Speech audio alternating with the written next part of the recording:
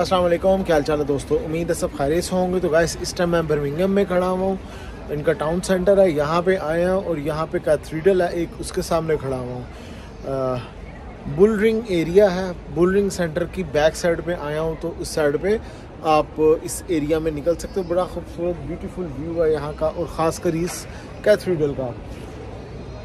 दोस्तों मैंने आज बात करनी है हमें यूके क्यों चूज़ करना चाहिए, यूके क्यों आना चाहिए, ये यूके की इतनी अहमियत क्यों है, या हमें यूके की क्यों प्रेफरेंस देनी चाहिए।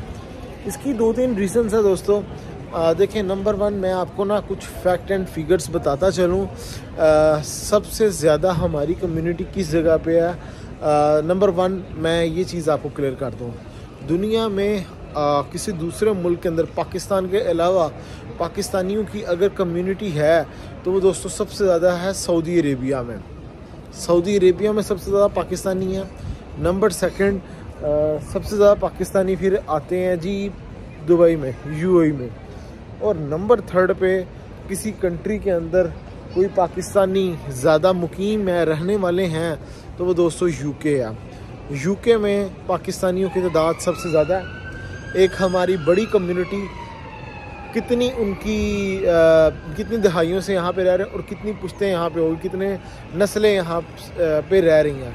और ख़ासकर हमारे आज़ाद कश्मीर से, मीरपुर से और पहाड़ी इलाका जात से हमारे बहुत सारे जो भाई हज़रात हैं वो यहाँ पे बड़े अरसे से मुकीम हैं। और आप अगर क्रिकेट के शौकीन हो तो आपको पता होगा कि राशिद अली और भी क्रिकेटर्स हैं पाकिस्तानी, कुछ क्रिकेटर्स जिनका ताल्लुक़ पाकिस्तान से रहा और वो इंग्लैंड क्रिकेट टीम की तरफ से खेलते हैं। तो मैं एक चीज़ क्लियर करता चलूँ दोस्तों, नंबर 1 की हमारी कम्युनिटी सबसे ज़्यादा। चूज़ क्यों करना चाहिए, बंदा उस कंट्री में जाता है जहाँ पे उसको कोई सपोर्ट मिल जाए, जहाँ पे वो अपना सर्वाइवल कर सके, जहाँ पे वो कुछ अर्निंग कर सके और लाइफस्टाइल अच्छा हो। तो मोस्टली लोग हमारे इंग्लिश कंट्रीज़ की तरफ जिनका रुझान होता है, तो मैं उनको यही बोलता हूँ कि आप USA, Canada, Australia, New Zealand, UK, ये 5 कंट्रीज़ ऐसे हैं जिनको आप सिलेक्ट कर सकते हो। Number 1 top of the list पे तो मैं अमेरिका को रखता हूँ, यूएसए को।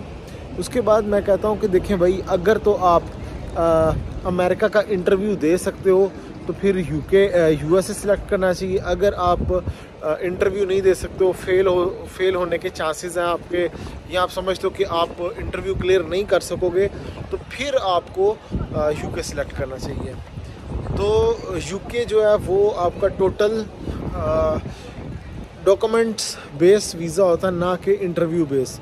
तो हमारी एक बहुत बड़ी तादाद में जो स्टूडेंट्स हैं वो यहाँ पे इजीली एडमिशन लेते हैं और आते हैं। इसकी अहमियत का अंदाज़ा आप यहाँ से लगा सकते हो कि हमारे पाकिस्तान बर्रे सग़ीर के जितने भी बड़े बड़े नाम गुज़रे हैं पाकिस्तान बनाने में, जिन्होंने भी अहम किरदार अदा किया, वो यूके से ही आके उन्होंने स्टडी की। जैसे कायद-ए-आज़म अल्लामा इकबाल की बात की जाए, और इसी तरह हमारे इवन के मौजूदा हुकूमत या हमारे पॉलिटिशियन, सियासतदान जितने भी हैं, वो यूके को ही प्रेफरेंस देते हैं, यूके में ही रहते हैं आके।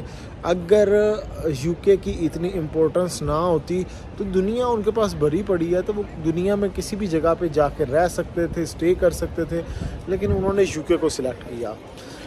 तो नंबर 3 ये कि जी यहाँ पे अपनी कम्युनिटी होने के साथ साथ जो हमारा कल्चर है, मुस्लिम कल्चर, उसकी भी इम्पोर्टेंस है। यहाँ पे आप मसाजिद मिल जाएंगी आपको यहाँ पे रेसिज़म उस हवाले से नहीं मिलेगा जो दूसरे कंट्रीज़ में होता है।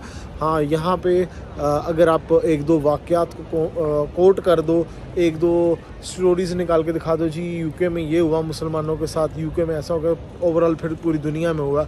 अगर यूके पाकिस्तान ही की बात की जाए, पाकिस्तान के इंटरनल इश्यूज़ को देखा जाए, तो भाई तो इस तरह तो फिर पाकिस्तान के अंदर ही फ़िरका वारियत और इनके आपस में इख्तलाफ हैं, कोई किसी को मार रहा है, कोई किसी को कुछ कह रहा है, वो तो फिर अंदरूनी ही है ना। तो 1-2 वाक़यात तो हर जगह पे हो ही जाते हैं।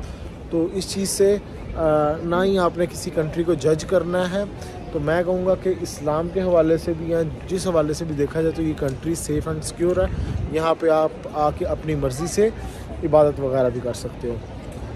अब मैं बात कर लूँ डॉक्यूमेंटेशन जो रिक्वायर्ड रहती है यूके वीज़ा के लिए, वो होता है कि जी आपने 3 मंथ की bank statement, passport picture and NOC होना चाहिए, जिस पे आप यूके का वीज़ा अप्लाई कर सकते हो, इजीली मिल जाएगा आपको। और बैंक स्टेटमेंट कैसी होनी चाहिए, ये सारी चीज़ों पे मैंने ऑलरेडी डिटेल में वीडियो बनाई हुई हैं, आप उस पर जाके सर्च कर सकते हो, देख सकते हो। तो गाइस, जैसे मैं बर्मिंघम में इस टाइम खड़ा हुआ हूँ कैथेड्रल के सामने, आप भी आ सकते हैं जस्ट वीज़ा अप्लाई करें। नेक्स्ट वीडियो में मिलूंगा, नए टॉपिक पे ख्याल रखें अपना, टेक केयर, अल्लाह हाफिज़।